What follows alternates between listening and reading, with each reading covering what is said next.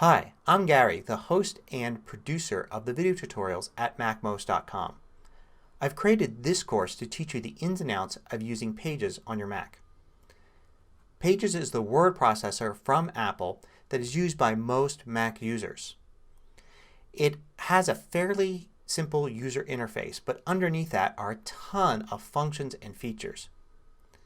In this course I've got more than 60 video tutorials, each covering a specific topic or small related group of topics.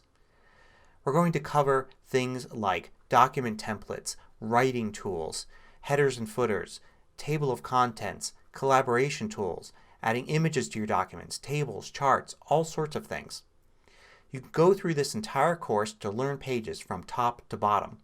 You can also use the individual videos as a reference guide to Pages now or later on.